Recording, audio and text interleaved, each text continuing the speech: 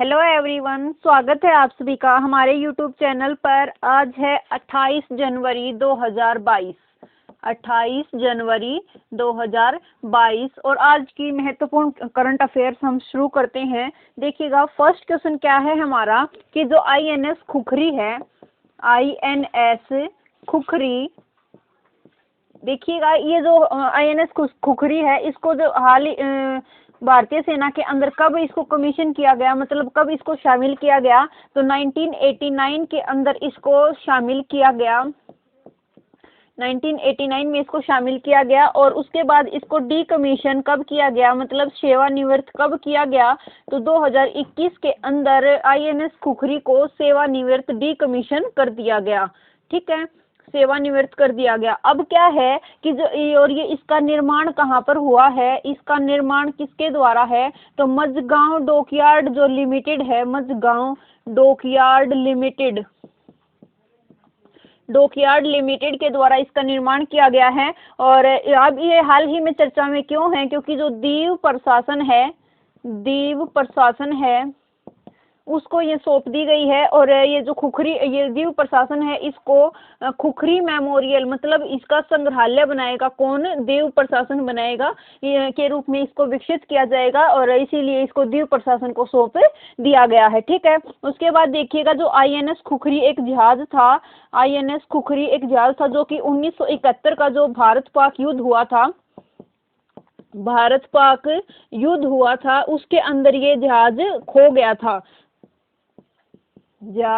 गया, भारत पाक युद्ध 1971 के अंदर। ठीक है, उसके बाद देखिएगा, उसके बाद कुछ जो इम्पोर्टेंट जहाज हैं वो देखते हैं। जो INS विशाखापट्टनम है वो क्या है, तो जो डिस्ट्रॉयर है वो कौन सा है, INS विशाखापट्टनम है। और INS विक्रांत क्या है, तो स्वदेशी विमान वाहक पोत है INS विक्रांत। और अभी हाल ही में कौन सी एक्सरसाइज हुई है, तो समुद्री साझेदारी अभ्यास का आयोजन किया गया है, समुद्री साझेदारी अभ्यास। इसका अभ्यास कौन से दो देशों के बीच किया गया है, तो भारत और जापान के बीच इन दोनों इस अभ्यास का क्या है, ये अभ्यास किया गया भारत और जापान के बीच समुद्री साझेदारी अभ्यास। और इसके अंदर भारत की तरफ से कौन से दो जहाज हैं जिन्होंने हिस्सा लिया है, तो INS शिवालिक और INS कदमत। INS शिवालिक और INS कदमत ने भारत की तरफ से समुद्री साझेदारी अभ्यास के अंदर पार्टिसिपेट किया है। ठीक है, उसके बाद देखिएगा जो INS राजपूत है, राज करेगा राजपूत, इसको कहाँ से डीकमीशन किया गया है, तो विशाखापट्टनम से इसको डीकमीशन किया गया है। ठीक है, जो नेपच्यून स्ट्राइक है, कल ही आपको बताया गया था, जो नेपच्यून स्ट्राइक 2022 है, स्ट्राइक 2022, इसका कहाँ पर, ये अभ्यास कहाँ पर किया गया, तो भूमध्य सागर के अंदर ये अभ्यास किया गया है, भूमध्य सागर में ये अभ्यास किया गया है। और कितने दिन चलेगा, तो 12 दिन चलने वाला है। और किसके द्वारा किया गया है, नौसेना के द्वारा किया गया है। और कौन से संगठन से रिलेटेड है, तो नाटो संगठन से रिलेटेड कौन है, नेपच्यून स्ट्राइक 2022। ठीक है, नाटो का फुल फॉर्म क्या है, नाटो की स्थापना कब होती है, 1949 के अंदर इसकी स्थापना होती है। और इसका हेडक्वार्टर कहाँ पर है, तो ब्रुसेल्स बेल्जियम के अंदर इसका हेडक्वार्टर है। और टोटल इसके अंदर मेंबर कितने हैं, तो 30 इसके अंदर टोटल मेंबर है। और जो 30th मतलब नवीनतम जो देश है वो कौन है, नॉर्थ मैसेडोनिया इसका 30th मेंबर है। ठीक है, नाटो की फुल फॉर्म क्या है, North Atlantic Treaty Organization, North Atlantic Treaty Organization, ये इसकी फुल फॉर्म है। ठीक है, ये याद रखिएगा। उसके बाद देखिएगा कि जो ये पाबी एक्सरसाइज है, पाबी एक्सरसाइज है, ये कैसी एक्सरसाइज है, ये एक आतंक विरोधी एक्सरसाइज है। और ये कौन से संगठन से रिलेटेड है, तो SCO से रिलेटेड है। और SCO का हेडक्वार्टर कहाँ पर है, तो बीजिंग चाइना के अंदर SCO का हेडक्वार्टर है। ठीक है, और यूरोपियन यूनियन है, उसका हेडक्वार्टर कहाँ पर है, तो ब्रुसेल्स बेल्जियम के अंदर यूरोपियन यूनियन का हेडक्वार्टर है। टोटल मेंबर कितने हैं, उसके में टोटल मेंबर 27 है। ब्रिटेन वहाँ से एग्जिट कर दिया और उस घटना को क्या कहा जाता है, ब्रेग्जिट उस घटना को कहा जाता है। ठीक है, उसके बाद नेक्स्ट देखिएगा कि कवक की 2 प्रजाति मिली हैं, कवक जिसे हम क्या कहते हैं, फंगस की 2 प्रजाति मिली हैं,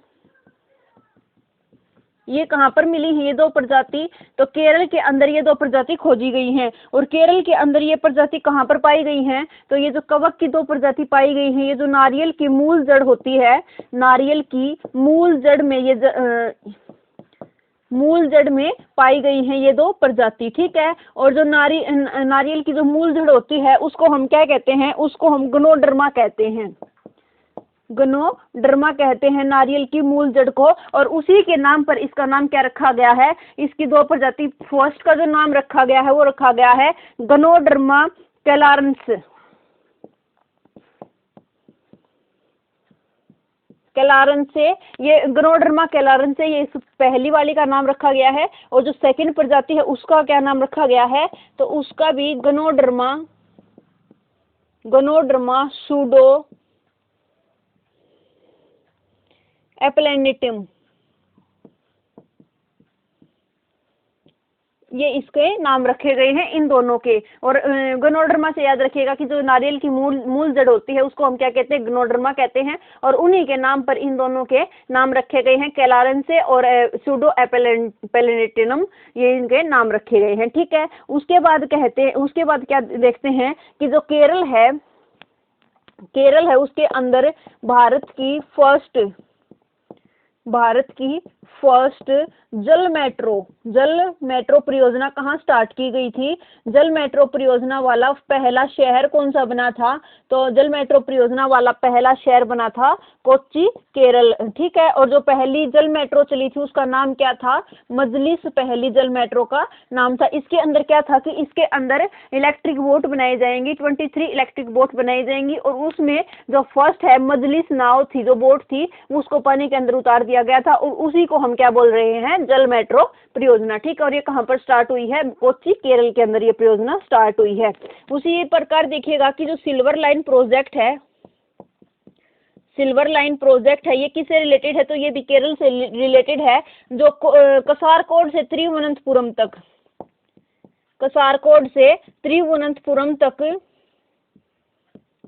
जो semi high speed rail corridor बनाया जाएगा, semi high speed rail corridor बनाया जाएगा, ठीक है। किसके तहत? सिल्वर लाइन प्रोजेक्ट के तहत। और ये कहाँ पर शुरू हुआ है? केरल के अंदर शुरू हुआ, ठीक है। उसके बाद देखते हैं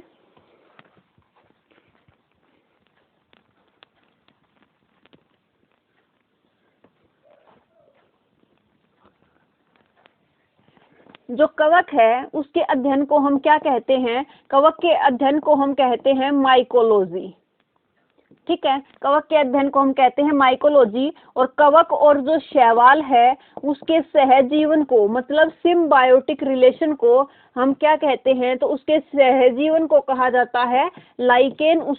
कवक और शैवाल के सहजीवन को, मतलब सिम्बायोटिक जो रिलेशन होता है इनके बीच में, सिम्बायोटिक रिलेशन, उसको हम क्या कहते हैं? लाइकेन कहते हैं। सिम्बायोटिक रिलेशन ऑफ कवक एंड शैवाल, ये लाइकेन कहलाता है, ठीक है। उसके बाद देखिएगा कि जो जीवाश्म होते हैं उनके अध्ययन को क्या कहा जाता है?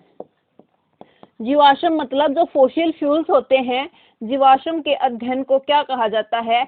तो उसको पैलियंटोलॉजी कहा जाता है, पैलियंटोलॉजी कहा जाता है, ठीक है। और उसके बाद जो जीवाश्म है इसकी आयु का निर्धारण करने के लिए हम किसका यूज करते हैं? कार्बन 14 का। और अगर आ जाए कि चट्टानों की आयु है उसका निर्धारण करने के लिए हम किसका यूज करते हैं? यूरेनियम 235 का यूज हम करते हैं, ठीक है। उसके बाद देखिएगा कि जो कवक है उससे होने वाले रोग कौन कौन से हैं? कवक से होने वाले रोग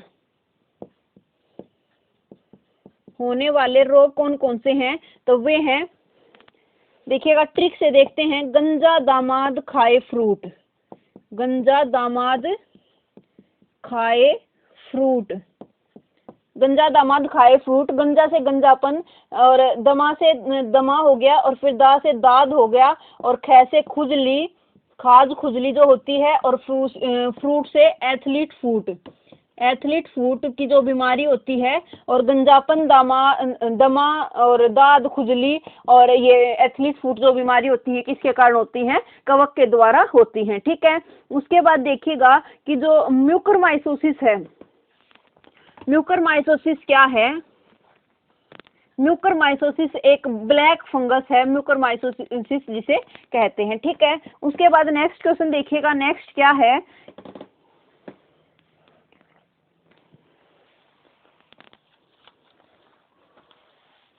world economic outlook, world economic outlook report 2022 ये जारी हुई है हाल ही में। वर्ल्ड इकोनॉमिक आउटलुक रिपोर्ट जारी की गई है और ये किसके द्वारा जारी की जाती है? तो ये जारी की जाती है IMF के द्वारा, इंटरनेशनल मॉनेटरी फंड के द्वारा। और इसकी स्थापना कब होती है? 1945 के अंदर जो ब्रिटन वुड्स सम्मेलन होता है उसमें कौन कौन सी जो दो संस्थाएं हैं वो जन्म लेती हैं? तो ब्रिटन वुड्स सम्मेलन में IMF और जो वर्ल्ड बैंक है इसमें ये दोनों संस्थाएं जो है ये जन्म लेती हैं, ठीक है। और इनकी स्थापना कब होती है? IMF की स्थापना कब होती है? 1945 के अंदर इसकी स्थापना होती है, इंटरनेशनल मॉनेटरी फंड। और इसकी जो करेंसी है उसका क्या नाम है? तो इसकी करेंसी का नाम है SDR। SDR की फुल फॉर्म क्या है? Special drawing rights, special drawing rights इसकी फुल फॉर्म है। और ये जो SDR है इसके अंदर हाल ही में कौन सी जो करेंसी है वो इसके अंदर ऐड की गई है? तो इसमें कौन कौन सी आती हैं? डॉलर है इसके अंदर, येन है, उसके और यहाँ पर कौन सी है? डॉलर है, येन है, पाउंड है, पाउंड, यूरो, और लास्ट जो जुड़ी है वो कौन सी है? युआन या फिर रेनमिनबी। ये कहाँ की मुद्रा है? तो ये चाइना की मुद्रा है, युआन या रेनमिनबी। और ये अभी लेटेस्ट जो है ये इसके अंदर ऐड हुई है, ठीक है। तो इसके अंदर कितनी करेंसी आती है? SDR के अंदर स्पेशल ड्रॉइंग राइट्स, ये किसकी करेंसी है? तो ये IMF की करेंसी है। और इसके अंदर 5 मुद्रा आती हैं, डॉलर, येन, पाउंड, यूरो, युआन या फिर रेनमिनबी, ठीक है। और ये कहाँ की है? ये लेटेस्ट है, ये चाइना की जो करेंसी है वो हाल ही में इसके अंदर ऐड हुई है। और इसकी जो हेड है वो कौन है? तो क्रिस्टलिना जॉर्जिवा, क्रिस्टलिना जॉर्जिवा इसकी हेड है, ठीक है, इसकी हेड है। और इसका जो हेडक्वार्टर है वो कहाँ पर है? तो वाशिंगटन DC के अंदर इसका हेडक्वार्टर है, वाशिंगटन DC में इसका हेडक्वार्टर है। और IMF की जो फर्स्ट डिप्टी मैनेजिंग डायरेक्टर है वो कौन है? तो गीता गोपीनाथ इसकी फर्स्ट डिप्टी FDMD है, ठीक है। उसके बाद याद रखिएगा कि जो IMF है इसके अंदर 100 नवीनतम देश कौन सा है? 190वां देश कौन सा है? तो एंडोरा इसके अंदर 190वां नवीनतम देश है, ठीक है। उसके बाद याद रखिएगा, उसके बाद देखते हैं इसने जारी की है ग्लोबल इकोनॉमिक रिपोर्ट, IMF के द्वारा जारी की गई है। अभी IMF के बारे में हमने देखा। और देखिएगा कि जो IMF ने ये रिपोर्ट जारी की है, फर्स्ट बात तो जारी किसके द्वारा? IMF के द्वारा। इस रिपोर्ट के अंदर कहा क्या गया है? इस रिपोर्ट के अंदर कहा गया है कि जो विश्व एवं भारत की जो वृद्धि दर है, विश्व एवं भारत की वृद्धि दर, जो ये वृद्धि दर है, इस वृद्धि दर पर जो ओमिक्रॉन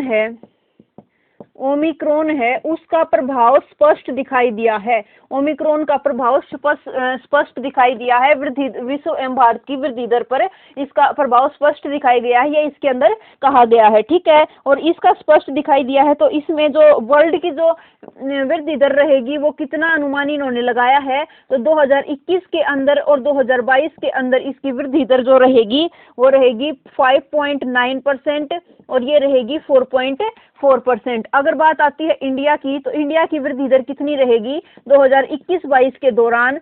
तो ये रहेगी 9%। पहले जो IMF है इसने अनुमान लगाया था कि इंडिया की जो वृद्धि दर रहेगी ये 9.5% रहेगी, लेकिन अब जो हाल ही में इसने वर्ल्ड इकोनॉमिक आउटलुक रिपोर्ट इसने जारी की है IMF के द्वारा, इसमें बताया गया है कि जो वर्ल्ड की वृद्धि दर है ये 2021 में क्या रही है 5.9% और 2022 में क्या रहने का अनुमान है 4.4%। और इंडिया की जो वृद्धि दर है ये 2021-22 के दौरान कितनी रहेगी?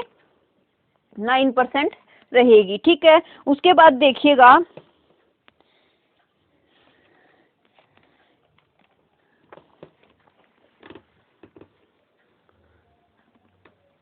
उसके बाद नेक्स्ट क्वेश्चन क्या है हमारा? प्रतिवर्ष राष्ट्रीय पर्यटन दिवस कब मनाया जाता है? राष्ट्रीय पर्यटन दिवस कब मनाया जाता है? तो जो ये प्रतिवर्ष राष्ट्रीय पर्यटन दिवस है ये मनाया जाता है 25 जनवरी को। 25 जनवरी को ही हमने कौन सा दिवस पढ़ा था? तो राष्ट्रीय मतदाता दिवस जो है ये कब मनाया जाता है? राष्ट्रीय मतदाता दिवस भी 25 जनवरी को मनाया जाता है। और ये क्यों मनाया जाता है? क्योंकि 25 जनवरी 1950 को क्या होता है? निर्वाचन आयोग की स्थापना होती है। निर्वाचन आयोग की स्थापना होती है 25 जनवरी 1950 को। और जो निर्वाचन आयोग है इसका कौन से आर्टिकल में वर्णन है? तो आर्टिकल 324 के अंदर इसका वर्णन दिया गया है। ठीक है। और जो भारत के फर्स्ट निर्वाचन आयुक्त थे वो कौन थे? फर्स्ट निर्वाचन आयुक्त कौन थे? तो सुकुमार सेन। सुकुमार सेन जो थे वो भारत के फर्स्ट चुनाव आयुक्त थे। और जो पहली महिला चुनाव आयुक्त थी, पहली महिला चुनाव आयुक्त वो कौन थी? तो रमा देवी पहली महिला चुनाव आयुक्त थी। और उसके बाद वर्तमान में कौन है? तो सुशील चंद्रा वर्तमान में चुनाव आयुक्त हैं। ठीक है, सुशील चंद्रा। और जो इसकी वोटिंग की जो एज है ये 21 से 18 वर्ष कौन से संविधान संशोधन के द्वारा कर दी गई थी? तो 61वें संविधान संशोधन के द्वारा वोटिंग की जो एज है, वोटिंग एज है ये 21 से 18 कर दी गई थी 61वें संविधान संशोधन के द्वारा। ठीक है। और ये बताया गया है कि जो ये प्रतिवर्ष राष्ट्रीय पर्यटन दिवस है ये कब मनाया जाता है? तो 25 जनवरी को मनाया जाता है। और क्यों मनाया जाता है? पर्यटन को बढ़ावा देने के लिए ये प्रतिवर्ष मनाया जाता है। और ये कब से स्टार्ट हुआ है? तो 1984 से ये स्टार्ट हुआ है। ठीक है, 1948 से ये स्टार्ट हुआ है। और जो ये राष्ट्रीय पर्यटन दिवस 25 जनवरी को हर साल मनाया जाता है। उसके बाद विश्व पर्यटन दिवस कब मनाया जाता है? विश्व पर्यटन दिवस कब मनाया जाता है? तो ये मनाया 27 सितंबर को विश्व पर्यटन दिवस मनाया जाता है। अब बात आती है इम्पोर्टेंट डेज की, तो उसमें हम पूरे जनवरी के इम्पोर्टेंट डेज कर लेते हैं। देखिएगा 4 जनवरी है। 4 जनवरी को क्या, स्टार्टिंग से देखते हैं। 4 जनवरी को कौन सा दिवस मनाया जाता है? तो विश्व ब्रेल दिवस 4 जनवरी को मनाया जाता है। ब्रेल दिवस, क्योंकि जो लुई ब्रेल है वो कहाँ से बिलोंग करते हैं? लुई ब्रेल ने इसका आविष्कार किया था। और लुई ब्रेल कहाँ से हैं? फ्रांस से बिलोंग करते हैं। 1857 के अंदर उन्होंने जो ब्रेल लिपि है उसका विकास किया था। ठीक है। उसके बाद आता है 9 जनवरी, इसको मनाया जाता है प्रवासी भारतीय दिवस। 9 जनवरी 1915 को महात्मा गांधी भारत वापिस आए थे। इसी कारण हम क्या मनाते हैं? 9 जनवरी को प्रवासी भारतीय दिवस मनाते हैं। 10 जनवरी को मनाते हैं विश्व हिंदी दिवस। विश्व हिंदी दिवस 10 जनवरी को, क्योंकि 10 जनवरी 1975 को नागपुर महाराष्ट्र के अंदर पहला विश्व हिंदी सम्मेलन आयोजित किया गया था। और 14, इसके साथ ही देख लीजिएगा, 14 सितंबर को क्या मनाते हैं? हिंदी दिवस मनाते हैं। ठीक है। उसके बाद देखिएगा 12 जनवरी को हम मनाते हैं राष्ट्रीय युवा दिवस। राष्ट्रीय युवा दिवस 12 जनवरी को मनाते हैं। और राष्ट्रीय युवा महोत्सव है ये कब से कब तक मनाया गया है? राष्ट्रीय युवा महोत्सव ये कब से कब तक मनाया गया है? तो 12 से 16 जनवरी तक मनाया गया है राष्ट्रीय युवा महोत्सव। और इसका होस्ट कौन था? तो पुडुचेरी इसका होस्ट था।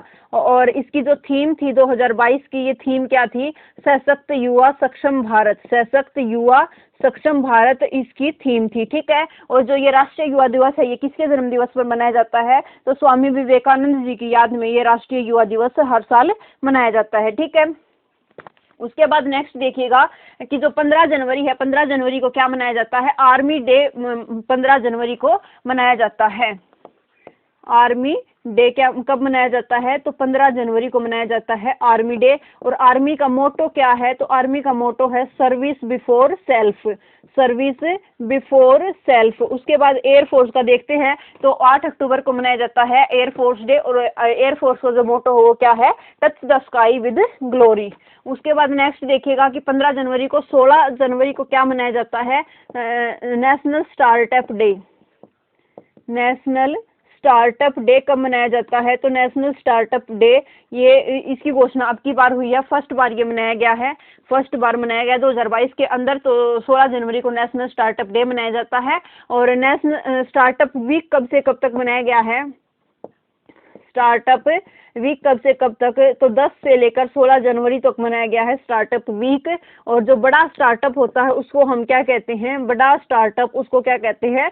यूनिकॉर्न कहते हैं। और यूनिकॉर्न के मामले में इंडिया की जो रैंक है वो कौन सी है? 3rd रैंक है इंडिया की, ठीक है। उसके बाद देखिएगा कि जो स्टार्टअप स्कीम है, स्टार्टअप स्कीम है, ये कब स्टार्ट की गई थी? तो स्टार्टअप स्कीम 16 जनवरी 2016 को स्टार्टअप स्कीम स्टार्ट की गई थी, ठीक है। तो स्टार्टअप जो स्कीम है इसकी शुरुआत कब की गई थी? 16 जनवरी 2016 को स्टार्टअप स्कीम जो है ये स्टार्ट की गई थी, ठीक है। उसके बाद देखिएगा, उसके बाद क्या है कि जो 23 जनवरी है, 23 जनवरी को क्या मनाया जाता है? तो पराक्रम दिवस मनाया गया है 23 जनवरी को। और ये किसकी याद में? तो सुभाष चंद्र बोस की याद में। और 2022 में सुभाष चंद्र बोस की कौन सी जयंती मनाई गई है? 125वीं जयंती सुभाष चंद्र बोस की मनाई गई है, ठीक है। और 23 जनवरी 2021 से इसकी शुरुआत की गई थी। अब की बार 2nd नंबर का ये बनाया गया है, 2nd एडिशन है इसका पराक्रम दिवस का, ठीक है। उसके बाद देखते हैं कि 24 जनवरी को क्या मनाया जाता है?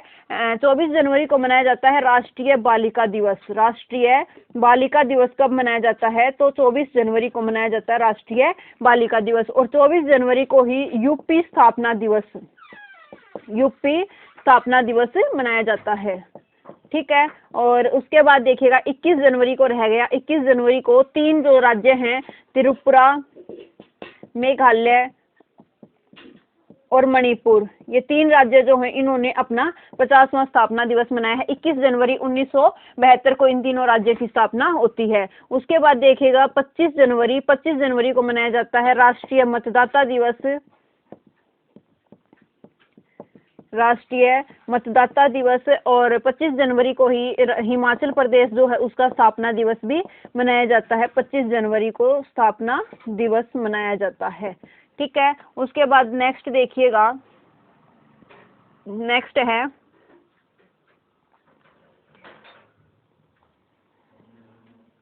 26 जनवरी।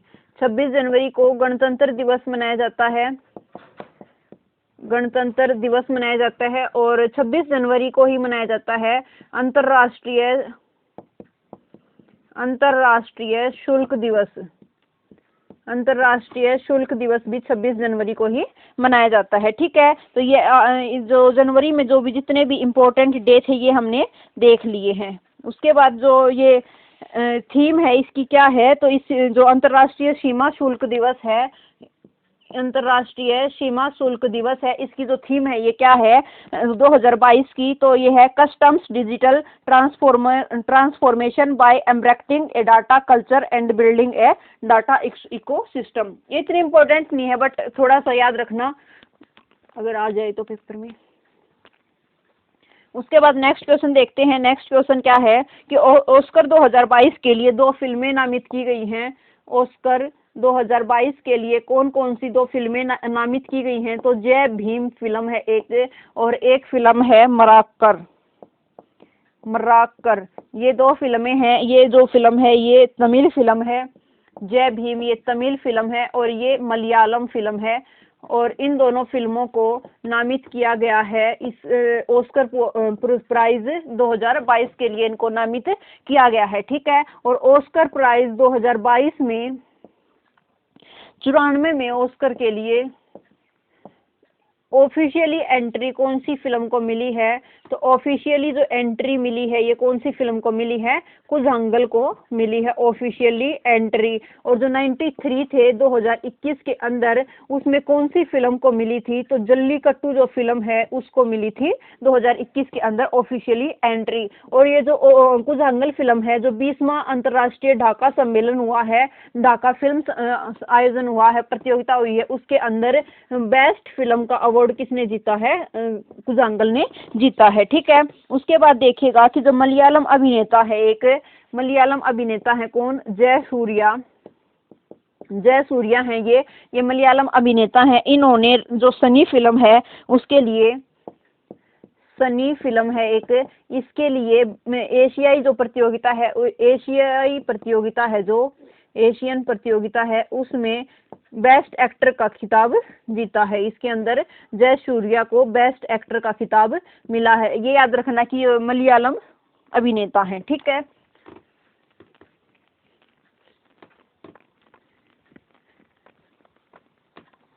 उसके बाद नेक्स्ट देखिएगा, नेक्स्ट क्वेश्चन क्या है हमारा।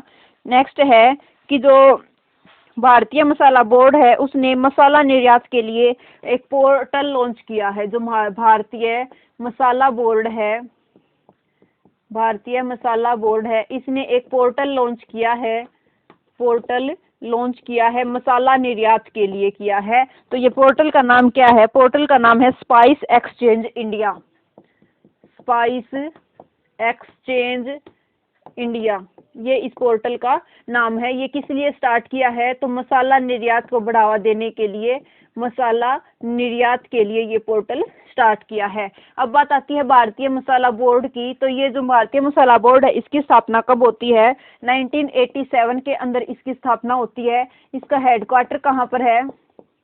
तो कोची केरल के अंदर ये इसका हेडक्वार्टर है। और इसकी जो इसका नोडल मंत्रालय कौन सा है?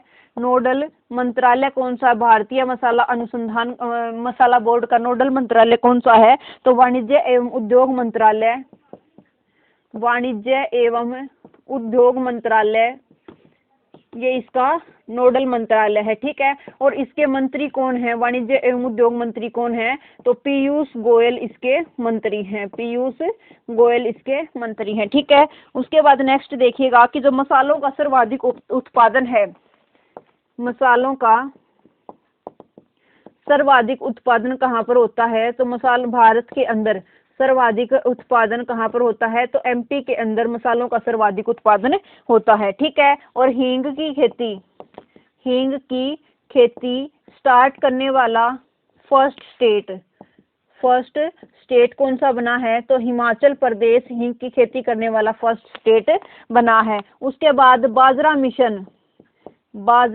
मिशन कौन से राज्य के द्वारा स्टार्ट किया गया है? तो बाजरा मिशन छत्तीसगढ़ के द्वारा स्टार्ट किया गया है। और क्यों किया गया है? तो बाजरा का केंद्र बनने के लिए छत्तीसगढ़ के द्वारा बाजरा मिशन की शुरुआत की गई है, ठीक है। उसके बाद जो अंतर्राष्ट्रीय बाजरा वर्ष घोषित किया गया है, अंतर्राष्ट्रीय बाजरा वर्ष कौन से वर्ष को घोषित किया गया है? तो 2023 को अंतर्राष्ट्रीय बाजरा वर्ष घोषित किया गया है, ठीक है। अब भारतीय मसाला बोर्ड की बात हमने कर ली। इसने कौन सा ऐप लॉन्च किया है? तो इसने पोर्टल लॉन्च किया है स्पाइस एक्सचेंज इंडिया। इसने मसाला के निर्यात के लिए spice exchange India portal launch किया गया है भारतीय मसाला बोर्ड के द्वारा, ठीक है। अब कुछ जो बोर्ड हैं भारतीय, उनके बारे में चर्चा करते हैं। तो जो भारतीय मसाला बोर्ड है ये कहाँ पर है? कोच्चि केरल के अंदर है भारतीय मसाला बोर्ड। उसके बाद देखते हैं भारतीय चाय बोर्ड कहाँ पर है? भारतीय चाय बोर्ड कहाँ पर है? तो ये है कोलकाता के अंदर, कोलकाता वेस्ट बंगाल के अंदर है भारतीय चाय बोर्ड। उसके बाद कॉफी बोर्ड कहाँ पर है? भारतीय कॉफी बोर्ड, तो ये कहाँ है? बंगलुरु कर्नाटक के अंदर है, बंगलुरु कर्नाटक के अंदर क्या है? कॉफी बोर्ड है, भारतीय कॉफी बोर्ड। भारतीय मसाला बोर्ड कोच्चि केरल, भारतीय चाय बोर्ड कोलकाता, भारतीय कॉफी बोर्ड बंगलुरु के अंदर। और भारतीय तंबाकू बोर्ड कहाँ पर है? तंबाकू बोर्ड कहाँ पर है? तो ये है गुंटूर आंध्र प्रदेश के अंदर, गुंटूर आंध्र प्रदेश के अंदर है भारतीय तंबाकू बोर्ड। और भारतीय रबर बोर्ड कहाँ पर है? भारतीय रबर बोर्ड है कोट्टायम केरल के अंदर, भारतीय रबर बोर्ड है कोट्टायम केरल के अंदर है भारतीय रबर बोर्ड, ठीक है। ये याद रखिएगा, भारतीय मसाला बोर्ड कोच्चि केरल, भारतीय चाय बोर्ड कोलकाता, भारतीय कॉफी बोर्ड बेंगलुरु और भारतीय तंबाकू बोर्ड कहाँ पर है? गुंटूर आंध्र प्रदेश। और भारतीय रबर बोर्ड कहाँ पर है? तो ये है कोलायम केरल के अंदर, ठीक है। इतनी याद रखिएगा। उसके बाद नेक्स्ट क्वेश्चन देखते हैं। नेक्स्ट क्या है कि जो हाल ही में भ्रष्टाचार अवधारणा सूचकांक 2021 जारी किया गया है, भ्रष्टाचार अवधारणा सूचकांक 2021 ये जारी किया गया है। तो ये जो भ्रष्टाचार अवधारणा सूचकांक है ये किसके द्वारा ये जारी किया गया है? तो ये ट्रांसपेरेंसी इंटरनेशनल है। जो ये कौन जारी करता है? तो जो ट्रांसपेरेंसी इंटरनेशनल है, ट्रांसपेरेंसी इंटरनेशनल के द्वारा ये जारी किया जाता है। जो ये ट्रांसपेरेंसी इंटरनेशनल है ये कहाँ की संस्था है? तो ये जर्मनी की संस्था है और इसका जो हेडक्वार्टर है ये कहाँ पर है? तो बर्लिन जर्मनी के अंदर इसका हेडक्वार्टर है। बर्लिन जर्मनी में इसका हेडक्वार्टर है। और उसके बाद देखते हैं कि ये जो भ्रष्टाचार अवधारणा सूचकांक है इसके अंदर टॉप किसने किया है? मतलब सबसे कम भ्रष्टाचार देश कौन सा है? तो जो डेनमार्क है ये सबसे कम भ्रष्टाचार है। डेनमार्क, फिनलैंड, नॉर्वे, ये जो देश हैं, नॉर्वे है, न्यूजीलैंड है, इन्होंने संयुक्त रूप से मतलब फर्स्ट पोजीशन हासिल की है। इसके अंदर लास्ट कौन है? तो लास्ट है इसमें साउथ सूडान। साउथ सूडान इसके अंदर लास्ट पोजीशन पर है। और इसमें जो इंडिया है, इंडिया की रैंक कौन सी रही है? तो इंडिया की रैंक रही है 2022 के अंदर 85वीं रैंक रही है। 2021 का इंडेक्स ये जारी हुआ है। तो 2021 के इंडेक्स के अंदर इंडिया की रैंक रही है 85 और जो 2020 में जो रैंक थी वो थी 86 रैंक थी 2020 में। और इंडिया और मालदीव इसमें संयुक्त रूप से कौन से नंबर पर हैं? जो मालदीव है उसको भी ये कौन सी रैंक मिली है? तो संयुक्त रूप से है इंडिया और मालदीव 85वें नंबर पर। ठीक है। उसके बाद देखिएगा कि हमारा जो पाकिस्तान है, हमारा नज़दीकी देश, इसकी रैंक कौन सी है? तो 140वीं देश है, 140वीं रैंक है। और अफगानिस्तान की कौन सी है? तो अफगानिस्तान की 174वीं रैंक है अफगानिस्तान की। और उसके बाद देखिएगा कि जो ये इंडेक्स है इसके अंदर जो ये भ्रष्टाचार अवधारणा सूचकांक है इसके अंदर टोटल देश कितने हैं? तो टोटल 185 देश हैं। टोटल देश कितने हैं? तो टोटल 185 देश इसके अंदर हैं। ठीक है, ये याद रखिएगा। उसके बाद है कि जो ग्लोबल हंगर इंडेक्स है 2021 उसके अंदर भारत की रैंक क्या है? तो ग्लोबल हंगर इंडेक्स के अंदर भारत की रैंक है 101। ग्लोबल हंगर इंडेक्स के अंदर भारत की रैंक है। जो ये भ्रष्टाचार अवधारणा सूचकांक है ये क्या बताता है कि जो सार्वजनिक स्थल है उस पर कितना भ्रष्टाचार है ये इसको दर्शाता है। ठीक है। उसके बाद एक कमीशन है, कौन सा? CVC, सेंट्रल विजिलेंस कमीशन, केंद्रीय सतर्कता आयोग। ये जो आयोग है इसका क्या काम है? भ्रष्टाचार को रोकना इसका काम है। CVC जो ये है इसका काम क्या है कि जो भ्रष्टाचार है उसको रोकना। भ्रष्टाचार को रोकना किसका काम है? तो केंद्रीय सतर्कता आयोग का। केंद्रीय सतर्कता आयोग, सतर्कता आयोग जो है इसका काम क्या है? इसका काम है भ्रष्टाचार को रोकना, इसका काम है। ठीक है। और ये जो केंद्रीय सतर्कता आयोग है इसकी स्थापना होती है कौन सी समिति के आधार पर होती है? तो जो संथानम समिति है ये कब की समिति है? तो 1964 की समिति है संथानम समिति, जिसकी सिफारिश पर किसकी स्थापना होती है? तो केंद्रीय सतर्कता आयोग की स्थापना की जाती है। ठीक है। उसके बाद देखिएगा कि जो सेंट्रल जो हाल ही में कौन है जो हमारे CVC हैं वो कौन है? तो सुरेश वर्तमान में CVC हैं। ठीक है। उसके बाद नेक्स्ट देखिएगा कि ये जो नेक्स्ट क्वेश्चन कौन सा है हमारा? प्लेटिना फिक्स्ड डिपॉजिट योजना स्टार्ट की गई है। किसके द्वारा स्टार्ट की गई है? प्लेटिना फिक्स्ड डिपॉजिट योजना। प्लेटिना फिक्स्ड डिपॉजिट योजना ये किसके द्वारा स्टार्ट की गई है? प्लेटिना फिक्स्ड डिपॉजिट योजना तो ये स्टार्ट की गई है उज्जीवन स्मॉल फाइनेंस बैंक के द्वारा। उज्जीवन स्मॉल फाइनेंस बोर्ड के द्वारा ये स्टार्ट की गई है। बोर्ड के द्वारा ये Ujjivan small finance bank, Ujjivan small finance bank के द्वारा ये योजना स्टार्ट की गई है। जो उज्जीवन स्मॉल फाइनेंस बैंक इसकी स्थापना कब होती है? 2017 के अंदर इसकी स्थापना होती है। इसका हेडक्वार्टर कहाँ पर है? तो बेंगलुरु के अंदर, बेंगलुरु के अंदर इसका हेडक्वार्टर है। और इसके जो हेड हैं वो कौन है? तो इतरा डेविस इसके हाल ही में जो चेयरमैन है, जो एमडी है, वो चुने गए थे। ठीक है, और ये प्लेटिना फिक्स्ड डिपॉजिट योजना, इसका क्या मतलब है कि इसके अंदर जो आप एफडी करवाते हो उसको हम बीच में नहीं तोड़वा सकते, बीच में नहीं तोड़ सकते, मतलब जो उसका टाइम है उसी टाइम पर ये हमें लेनी होगी, जो एफडी करवाओगे आप इसके अंदर। उसके बाद देखिएगा कि जो छत्तीसगढ़ है उसने प्रत्येक राज्य में महिला सुरक्षा सेल स्थापित करने की घोषणा की है। तो ये क्वेश्चन आ सकता है कि जो प्रत्येक जिले में महिला सुरक्षा सेल स्थापित करने की घोषणा कौन से राज्य ने की है? तो ये घोषणा की है छत्तीसगढ़ के द्वारा, ये घोषणा की गई है। और छत्तीसगढ़ की बात आती है तो यहाँ के सीएम कौन है? तो भूपेश बघेल यहाँ के सीएम है, और अनुसुईया उइके यहाँ की गवर्नर है। अनुसुईया उइके यहाँ के गवर्नर हैं और भूपेश बघेल यहाँ के सीएम हैं। ठीक है, ये बात आप याद रखिएगा। उसके बाद नेक्स्ट देखते हैं, नेक्स्ट क्वेश्चन क्या है हमारा कि 25 जनवरी को क्या किया गया है? 25 जनवरी को प्रधानमंत्री राष्ट्रीय बाल पुरस्कार से 25 जनवरी को प्रधानमंत्री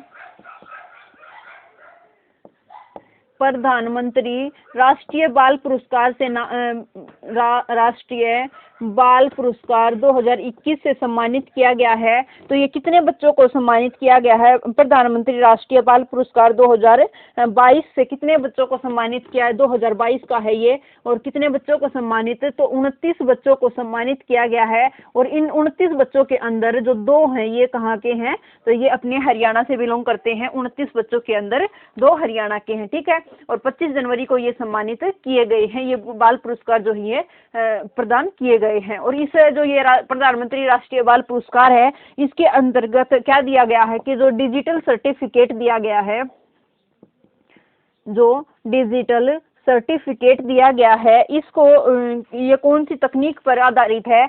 तो जो ग्लोबल चेन टेक्नोलॉजी है, ग्लोबल चेन टेक्नोलॉजी पर आधारित है ये डिजिटल सर्टिफिकेट। ठीक है, और इसको कौन सी किस संस्थान ने बनाया है? तो जो आईआईटी कानपुर है उसके द्वारा ये जो डिजिटल सर्टिफिकेट है ये ग्लोबल चेन टेक्नोलॉजी पर आधारित बनाया गया है। ठीक है, और उसके बाद ये 24 जनवरी को दिए गए हैं। 24 जनवरी को हम कौन सा दिवस मनाते हैं? तो 24 जनवरी को मनाया जाता है राष्ट्रीय बालिका दिवस। 24 जनवरी को मनाया जाता है।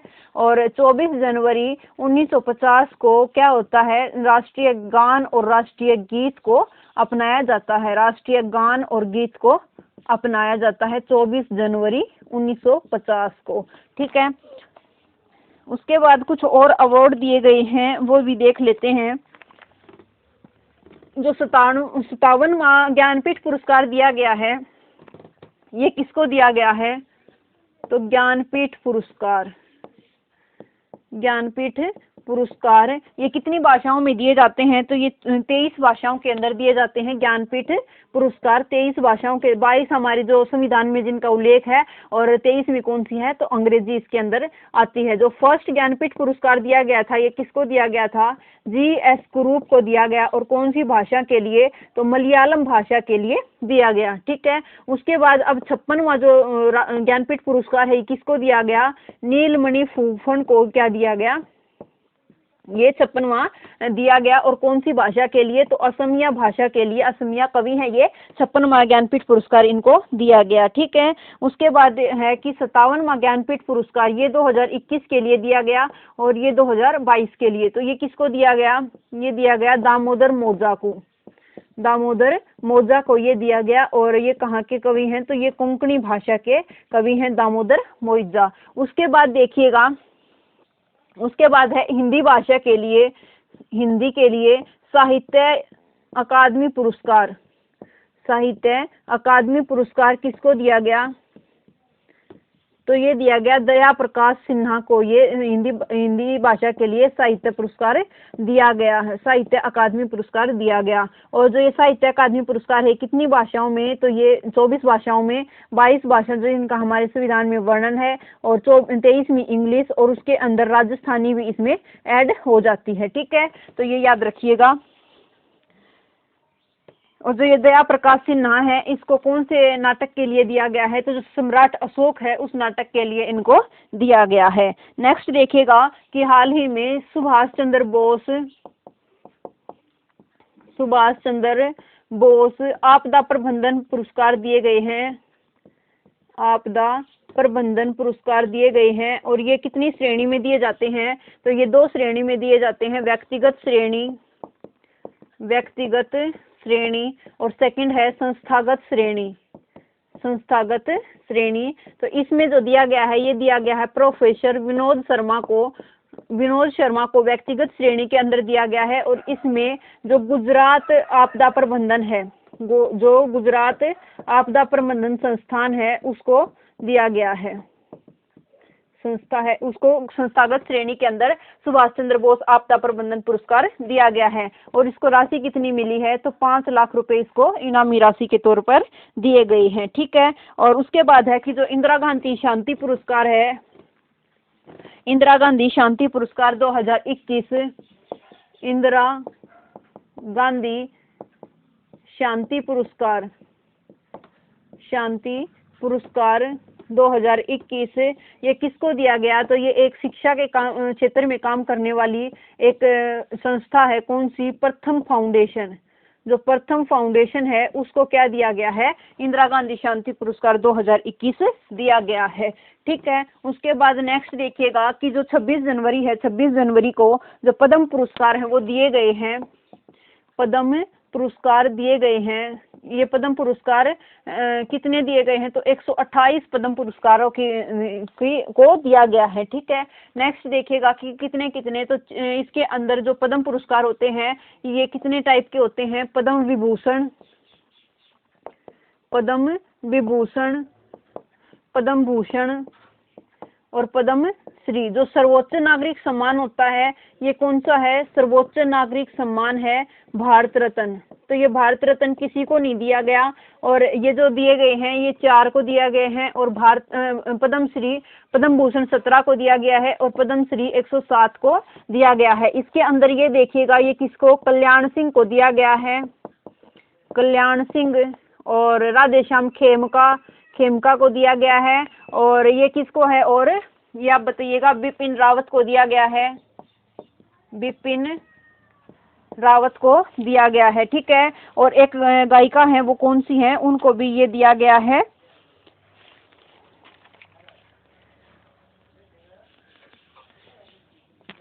महाराष्ट्र से बिलोंग करते हैं, अत्रे जो गायिका है उनको भी ये दिया गया है। तो 4 को दिया गया है। ये 3 हैं जो ये यूपी के सीएम रहे हैं और ये भी यूपी से बिलोंग करते हैं। जो यूपी में जो गीता प्रेस है गोरखपुर की, उसके अध्यक्ष रहे हैं। और जो बिपिन रावत है ये इनको सैन्य के लिए दिया गया, सेना के लिए दिया गया बिपिन रावत को। और उसके बाद है जो अत्रे हैं ये गायिका है, इनको कला के क्षेत्र में दिया गया है। ठीक है। उसके बाद नेक्स्ट है कि जो पद्म भूषण है ये कितने को दिया गया? 17 को दिया गया है। लेकिन हमें सारे के सारे हम याद नहीं कर सकते। इनमें से मेन आप याद रखिएगा कि जो सत्या नडेला हैं, इसमें याद रखिएगा फर्स्ट कौन है? जो सत्या नडेला हैं ये कौन सी कंपनी के सीईओ हैं? जो माइक्रोसॉफ्ट कंपनी है उसके सीईओ कौन है? तो सत्या नडेला है। इनको भी दिया गया है ये पद्म भूषण पुरस्कार। और उसके बाद है सुंदर पिचाई। जो सुंदर पिचाई हैं ये कौन सी कंपनी के सीईओ हैं? तो जो गूगल के सीईओ कौन है? सुंदर पिचाई। इनको भी पद्म भूषण से सम्मानित किया गया है। ठीक है। और पूनावाला ये कौन है? तो जो सीरम इंस्टीट्यूट ऑफ पूना है इसके जो अध्यक्ष, इसके जो हेड हैं वो कौन है? तो सीरम इंस्टीट्यूट ऑफ इंडिया, इसके हेड कौन है? साइरस पूनावाला। और इनको पद्म भूषण से सम्मानित किया गया है। जो सीरम इंस्टीट्यूट ऑफ इंडिया है इन्होंने कौन सा किया है? तो कोविशील्ड जो वैक्सीन उसकी खोज किसने की है? कोविशील्ड वैक्सीन किसने बनाई? तो सीरम इंस्टीट्यूट ऑफ इंडिया ने बनाई है। और जिसका हेडक्वार्टर कहाँ है? पुणे के अंदर है। और साइरस पूनावाला उसके हेड हैं और इनको मिला है पद्म भूषण पुरस्कार। उसके बाद है देवेंद्र झाझरिया।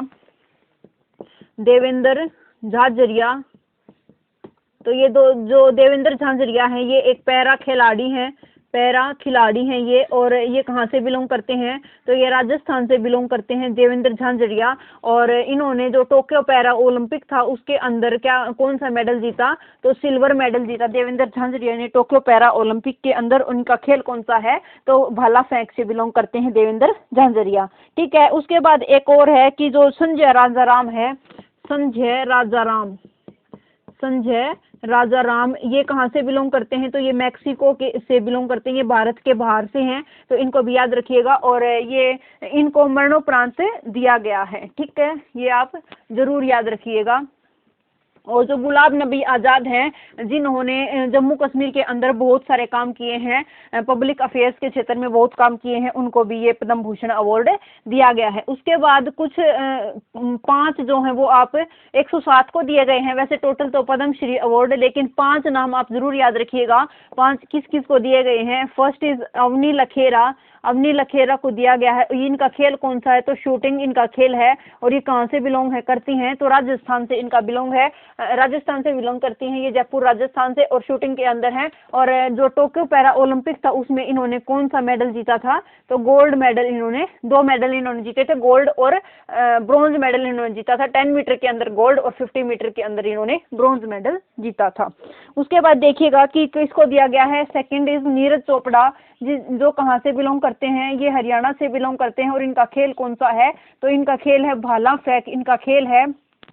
और इन्होंने 87.58 मीटर भाला फेंका। और इन्होंने टोक्यो ओलंपिक के अंदर कौन सा मेडल जीता, गोल्ड मेडल इन्होंने जीता है। ठीक है, और इनको भी कौन सा अवार्ड दिया गया है, तो इनको ये अवार्ड दिया गया, पद्म श्री अवार्ड दिया गया है। और परम विशिष्ट सेवा पदक से भी इनको सम्मानित किया गया है। परम विशिष्ट सेवा पदक से, विशिष्ट सेवा पदक से भी किसको सम्मानित किया गया है, नीरज चोपड़ा जी को सम्मानित किया गया है। और जो ये कौन सी है, एक ब्रांड एम्बेसडर, 1-2 दिन पहले ही इनको ब्रांड एम्बेसडर बनाया गया था, कौन सी कंपनी के द्वारा, तो जो गुड डॉट कंपनी है उसके द्वारा इनको अपना ब्रांड एम्बेसडर बनाया गया था। ठीक है, ब्रांड एम्बेसडर।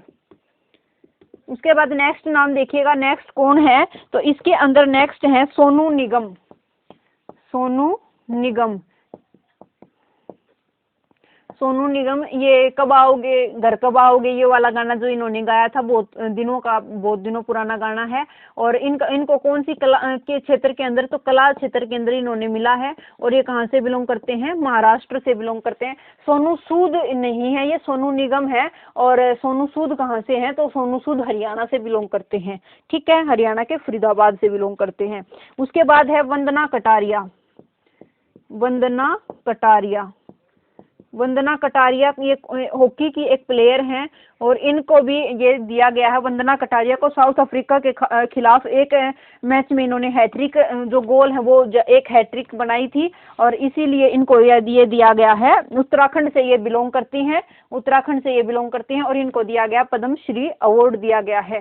ठीक है, और उत्तराखंड सरकार ने ही इनको बेटी बचाओ, उत्तराखंड के लिए बेटी बचाओ बेटी पढ़ाओ जो अभियान है उसका भी इन्होंने ब्रांड एम्बेसडर बनाया है। उसके बाद एक और रहते हैं, 5th जो है वो है प्रमोद भगत, प्रमोद भगत, ये भी पैरा खिलाड़ी हैं। और कौन सा खेल है इनका, बैडमिंटन इनका खेल है। और टोक्यो पैरा ओलंपिक के अंदर इन्होंने गोल्ड मेडल जीता था। और इनको भी दिया गया है, ये कहाँ से बिलोंग करते हैं, उड़ीसा से ये बिलोंग करते हैं। और इनको भी ये पद्म श्री अवार्ड दिया गया है। तो ये 5 नाम आप जरूर याद रखिएगा। अवनी लखेरा शूटिंग से बिलोंग करती है, नीरज चोपड़ा भाला फेंक, सोनू निगम कला महाराष्ट्र से हैं, और 4th वंदना कटारिया हॉकी की खिलाड़ी हैं और उत्तराखंड से बिलोंग करती हैं। और उत्तराखंड सरकार ने इनको बेटी बचाओ बेटी पढ़ाओ को जो ब्रांड एम्बेसडर है वो बनाया है। और 5th है प्रमोद भगत, ये बैडमिंटन के पैरा खिलाड़ी हैं, और टोक्यो पैरा ओलंपिक के अंदर इन्होंने गोल्ड मेडल जीतने का काम किया था। ठीक है, उसके बाद नेक्स्ट क्वेश्चन देखते हैं। नेक्स्ट क्वेश्चन क्या है हमारा,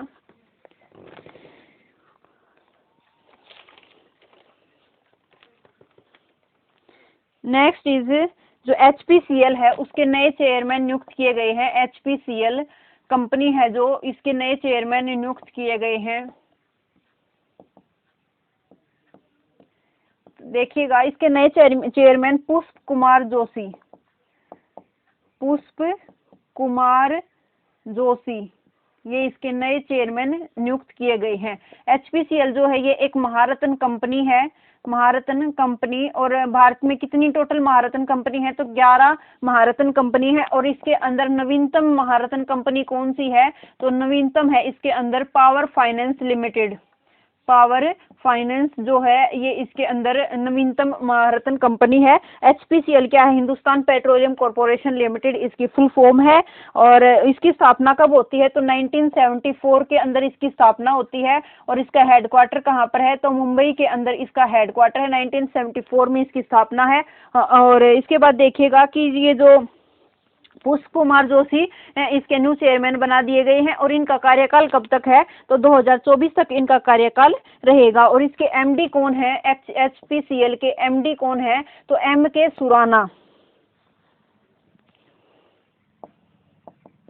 MK सुराना इसके MD है, मैनेजिंग डायरेक्टर है। ठीक है। उसके बाद देखिएगा, कल ही आपको बताया था कि जो PMLA है इसके हेड कौन बनाए गए हैं, तो PMLA के नए अध्यक्ष बनाए गए हैं विनोदानंद झा। विनोदानंद झा इसके बनाए गए हैं। ठीक है। उसके बाद है कि जो इफ्को है इसके हेड किसको बनाया गया है, नैनो यूरिया किसने लॉन्च किया था, तो इफ्को के द्वारा ही नैनो यूरिया लॉन्च किया गया था। और इफ्को के हेड जो बनाया गया है ये है दिलीप संघानी। दिलीप संघानी को इफ्को के हेड बनाया गया है। न्यू दिल्ली के अंदर इसका हेडक्वार्टर है। ONGC ये जो गैस ONGC जो है इसकी पहली महिला अध्यक्ष किसको बनाया गया है, तो अलका मित्तल को इसकी पहली अध्यक्ष बनाया गया है। और उसके बाद देखिएगा कि जो रेलवे बोर्ड है उसके नए चेयरमैन किसको नियुक्त किया गया था, नए CEO किसको नियुक्त किया गया था, तो VK त्रिपाठी को इसके नए चेयरमैन नियुक्त किया गया था। ठीक है। नेक्स्ट देखिएगा, नेक्स्ट क्वेश्चन क्या है हमारा, कि जो वेस्ट बंगाल के पूर्व CM हैं उन्होंने पद्म भूषण से इनकार कर दिया है। और एक गायिका हैं जिन्होंने पद्म भूषण से इनकार कर दिया है। उन्होंने क्या कहा है कि हम पद्म भूषण, मतलब वो क्या कह रहे हैं कि जो पद्म, उनको बताया ही नहीं गया था कि उनको पद्म भूषण मिलने वाला है, अचानक से उनके पास फोन आता है, वो मना कर देते हैं पद्म भूषण लेने से। ठीक है। नेक्स्ट है कि जो लद्दाख के जो LG हैं, लेफ्टिनेंट गवर्नर हैं लद्दाख के RK माथुर जी, लद्दाख के गवर्नर है RK माथुर। इन्होंने जो 10 कर्मी हैं, किसके कर्मी हैं, 10 BRO बॉर्डर रोड ऑर्गेनाइजेशन के जो ये कर्मी हैं, इनको प्रशस्ति पत्र दिया है। किसने, लद्दाख के लेफ्टिनेंट गवर्नर ने प्रशस्ति पत्र दिया है 10 कर्मियों को, लद्दाख में बेहतर काम करने के लिए इनको ये दिया गया है। ठीक है। आंध्र प्रदेश ने क्या किया है, 13 नए जिले बनाने की घोषणा को मंजूरी किसने दी है, ये दी है आंध्र प्रदेश के द्वारा। आंध्र प्रदेश के CM कौन है, जगनमोहन रेड्डी। और विश्वभूषण हरिचंद्रन यहाँ के गवर्नर है। ठीक है। जो गणतंत्र दिवस मनाया गया, गणतंत्र दिवस 26 जनवरी को मनाया गया, इसके अंदर परेड जो हुई, गणतंत्र दिवस परेड में पहली महिला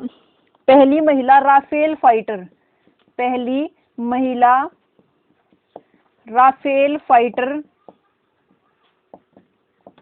फाइटर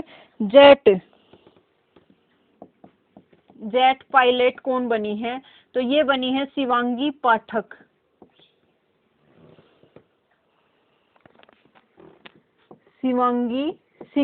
शिवांगी पाठक हैं, वो पर्वतारोही हैं। और पहली महिला राफेल फाइटर जेट पायलट कौन है, शिवांगी सिंह है। और अगर आ जाए कि पहली महिला फाइटर जेट पायलट, पहली महिला फाइटर जेट पायलट ये कौन है, तो ये भावना कांत, ये पिछली बार बनी थी भावना कांत, पहली महिला फाइटर जेट पायलट। ये पिछली बार की जो परेड हुई थी, 72वें गणतंत्र दिवस की जो परेड हुई थी, उसके अंदर पहली महिला फाइटर जेट पायलट बनी थी भावना कांत। और अब की बार जो 73वां गणतंत्रता दिवस मनाया गया है 2022 के अंदर, उसकी परेड में जो पहली महिला राफेल फाइटर जेट पायलट बनी है, ये कौन है, शिवांगी सिंह बनी है। ठीक है। और जो भारत है उसने इजराइल के साथ 30 वर्षों के संबंध को चिन्हित करने के लिए एक स्मारक स्मारक लोगो लॉन्च किया है। तो ये क्वेश्चन आ सकता है कि जो भारत है उसने कौन से देश के साथ 30 वर्षों के संबंध को चिन्हित करने के लिए जो स्मारक लोगो ये लॉन्च किया है, तो इजराइल के साथ ये लॉन्च किया गया है। ठीक है, इतना आप याद रखिएगा। उसके बाद आज के लिए इतना ही फ्रेंड्स, मिलते हैं नेक्स्ट वीडियो में। आपको वीडियो कैसी लगी लाइक शेयर और कमेंट करके ज़रूर बताइएगा। Thank you.